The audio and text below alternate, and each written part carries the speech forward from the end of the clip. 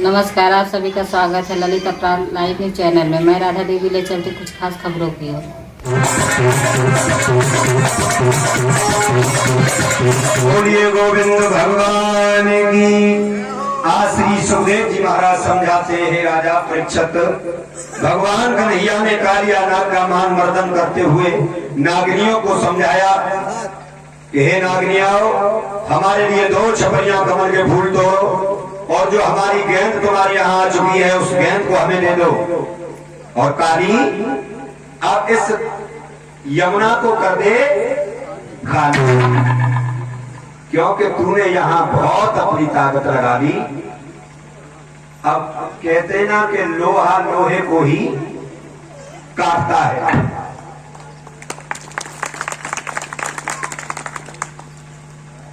क्योंकि काले से काला जाकर के भिड़ा। भगवान कन्हैया भी काले और वो कालिया नाग भी काला था। भगवान श्याम सुंदर की गेंद ला करके दे दी। 2 छपरियां नील कमल के फूल भी तोड़ करके दे दिए। भगवान कन्हैया ने कहा है, कालीनाग, अब तुम यहाँ नहीं रहोगे तो कहाँ रहूंगा प्रभु। भगवान कन्हैया कहने लगे हैं, अब तुम रमण द्वीप पर चले जाओ। कालिया नाग कहने लगा, रमण द्वीप पर तो रहता है गरुड़।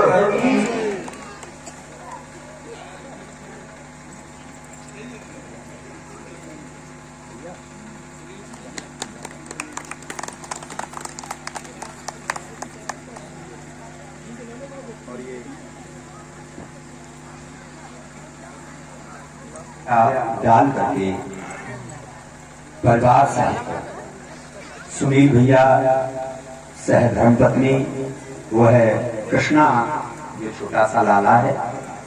भैया जी की तरफ से ये फूलों का हार 50-50 रुपए की मुद्रिकाएं दे करके हमारे सभी साथी कलाकारों का भी सम्मान किया है।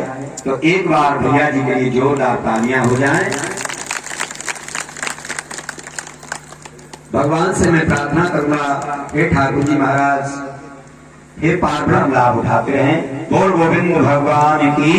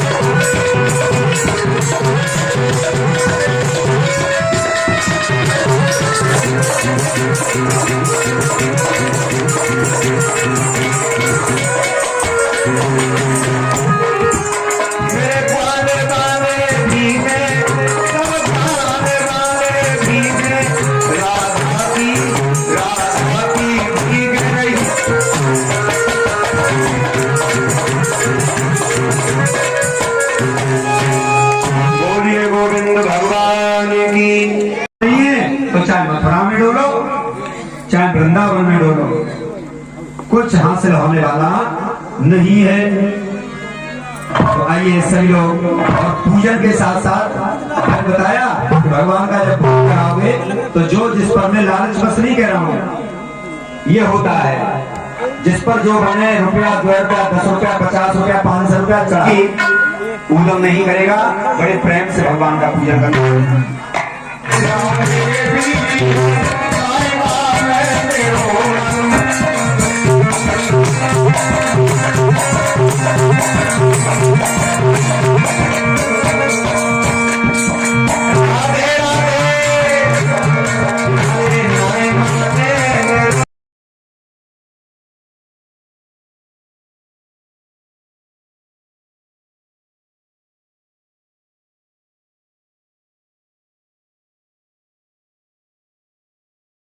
उत्तर प्रदेश जनपद कानपुर देहात का ग्राम बड़ी बिरिया में सार्वजनिक तौर से श्रीमद् भागवत कथा कराया जाने का संकल्प लिया गया, जिसमें सभी ग्राम वासियों ने मिलकर के शुरुआत किया। कलश शोभा यात्रा निकालकर जो संपूर्ण ग्राम में घूमते हुए यज्ञशाला पर पहुंचकर विधिवत तरीके से पूजन कर आरती की गई और श्रीमद् भागवत कथा का शुभारंभ किया गया और सभी भक्तगणों ने श्रीमद् भागवत कथा का रिमन किया गया 7 दिन तक, जिसमें उसी कड़ी में कथा में जब गौरवाधन पूजन के बारे में निकला तब सभी ग्राम वासियों ने विधिवत तौर तरीकों से पूजन किया गया। गोवर्धन पर्वत का परिक्रमा किया गया और इसी कड़ी में प्रतिदिन श्रीमद् भागवत कथा में कई दृष्टांत सुनाएंगे गए और 8वें दिन पूर्ण आहुतियां देते हुए श्रीमद् भागवत कथा का विसर्जन हुआ और उसी समय भंडारा कराया गया, जिसमें सभी ग्राम वासियों के अलावा आसपास के कई ग्रामीणों से भक्तगणों का तांता लगा रहा। ये भंडारे का शुरू दिन के 2 बजे से शुभारंभ हुआ और रात के 10 बजे तक चलता रहा, जिसमें कई लोगों के द्वारा श्रीमद् भागवत कथा की प्रशंसा की गई। रिपोर्टिंग उषा देवी, प्रबंध संपादिका की।